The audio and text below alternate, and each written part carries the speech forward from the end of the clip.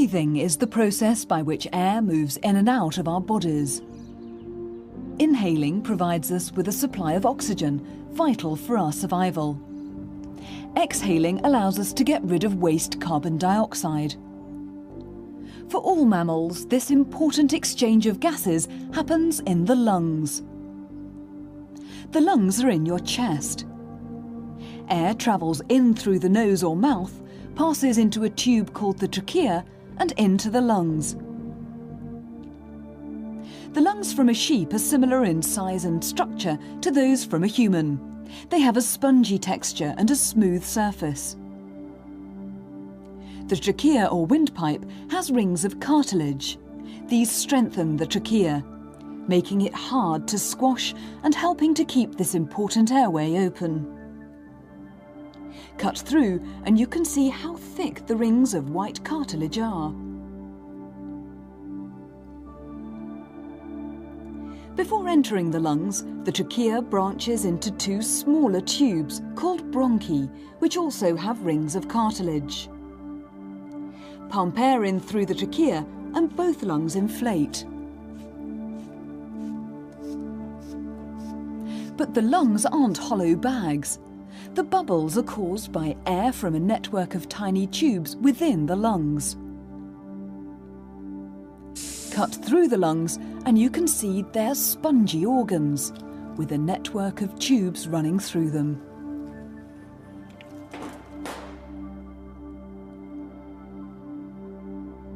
To follow the journey that air makes from the nose and mouth, a medical camera can be inserted into the trachea. At the end of the trachea are the two bronchi. Each bronchi continues to divide into hundreds of much thinner tubes called bronchioles. Inject a lung with plastic and allow it to set.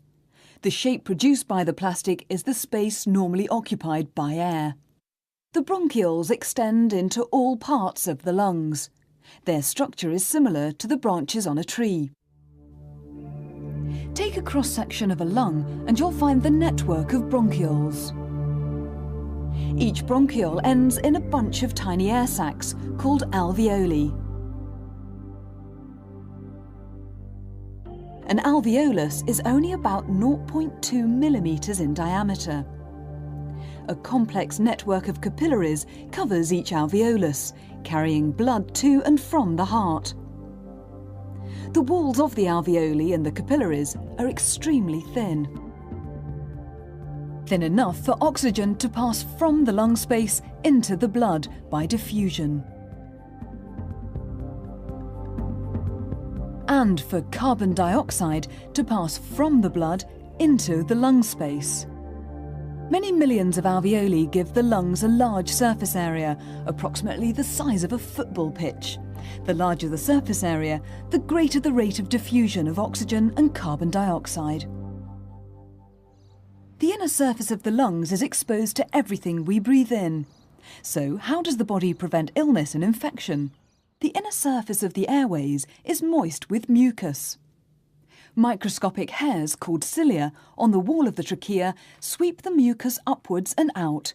This prevents dust and bacteria trapped in the mucus from entering the lungs. The movement of air into and out of the lungs is called ventilation. It's caused by the movement of the ribs and diaphragm. The ribs make a cage around the chest cavity. The diaphragm is a flexible sheet of muscle at the bottom of the chest cavity. An X-ray shows ventilation of the lungs in green. The diaphragm at the bottom is black. In this model, balloons are the lungs. The rubber sheet is the diaphragm. As the diaphragm moves down, the chest volume increases. Its pressure decreases and air is drawn into the lungs. As the diaphragm moves up, pressure increases and air is forced out of the lungs.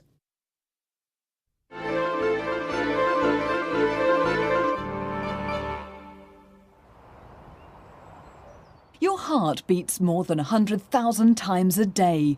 That's about 35 million times a year. The heart is a muscular pump in the chest next to the lungs. Its job is to move blood around your body. Imagine this heart is positioned inside the chest. The front of the heart is facing you. That means this side is the right-hand side, this is the left. Take a cross-section through the heart. You can see it's made up of 4 chambers. The right atrium, the right ventricle, the left ventricle, and the left atrium. Blood takes a very specific route through the heart. Deoxygenated blood, shown in blue, is high in carbon dioxide and flows from the body into the right atrium. As the right atrium contracts, the blood flows through a valve into the right ventricle. Another contraction pumps the blood from the right ventricle through another valve into the pulmonary artery. This blood travels to the lungs, where it releases carbon dioxide and picks up oxygen. The oxygenated blood, shown in red, then returns to the heart. It enters the left atrium. The atrium contracts and blood is forced into the left ventricle. From here it's pumped out of the heart into the main artery. This is called the aorta. The heart is made up of 2 pumps side by side. One pumps deoxygenated blood to the lungs, the other pumps oxygenated blood to the body.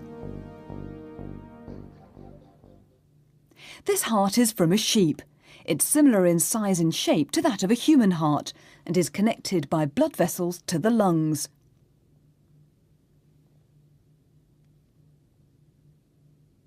This side is the right-hand side. This is the left. The 2 atria are at the top. The atria are much smaller than the rest of the heart and have thin walls. This is the right atrium. This is the left. Blood flows into the right atrium through this vessel here. It's a vein called the vena cava and has a very thin wall. These tubes are the arteries that carry blood away from the heart to the lungs and body. Cutting through the right atrium and right ventricle reveals their internal structure. The atrium is much smaller. Its wall is less muscular than the ventricle.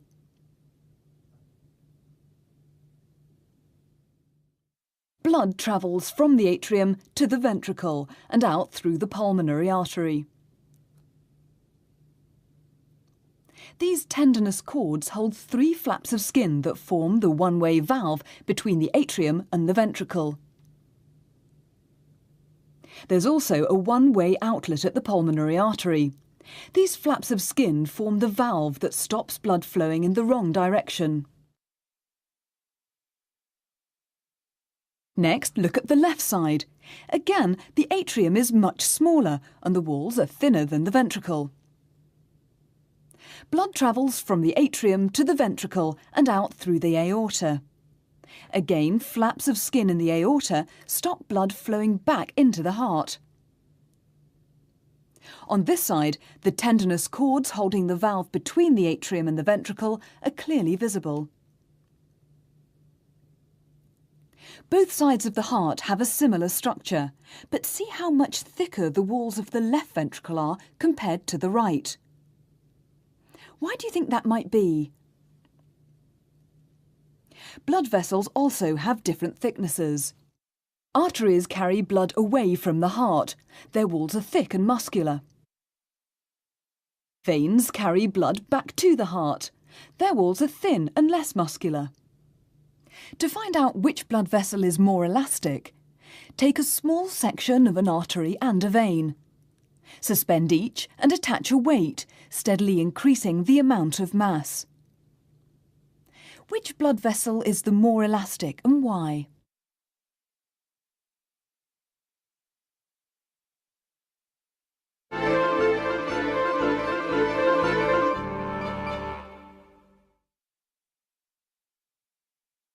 If you break a bone, the first thing the hospital does is to take an X-ray.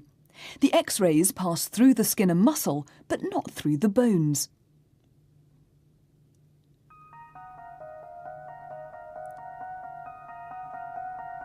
The skeletal system of the human body is made up of just over 200 bones of varying shapes and sizes. This model skeleton is held together by metal pins. In reality, muscles and ligaments hold bones together. The skeleton is one of the most important parts of the body. Can you spot any similarities between these skeletons of other animals? A toad, a cat, a monkey, and a bird. Their shapes are different depending on the animal's way of life and how it moves, but their skeletons have common structures. They all have a spine. That's what makes them vertebrates.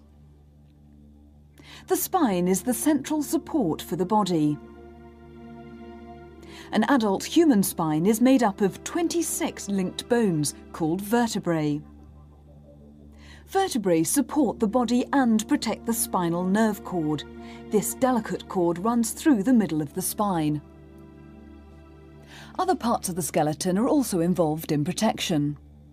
All these animals have skulls to protect the brain from injury. The rib cage protects the heart and lungs. The pelvis protects the reproductive organs.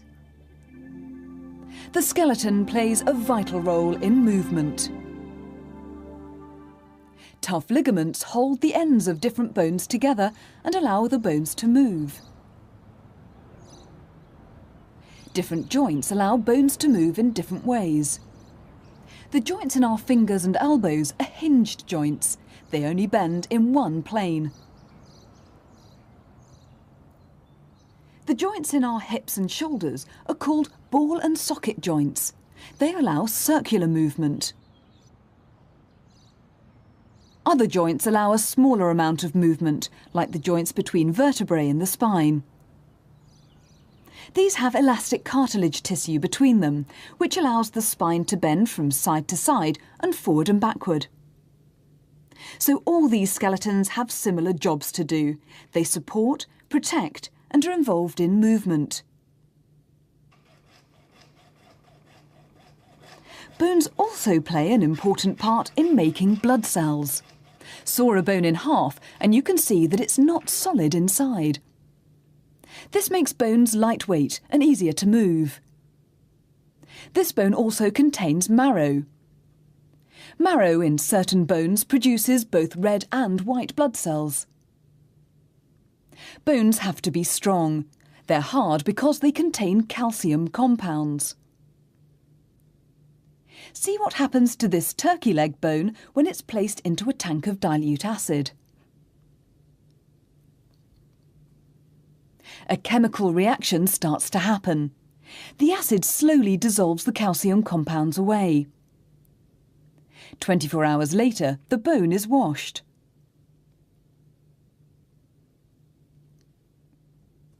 And it's now soft and rubbery. Calcium compounds are vital for strong, healthy bones.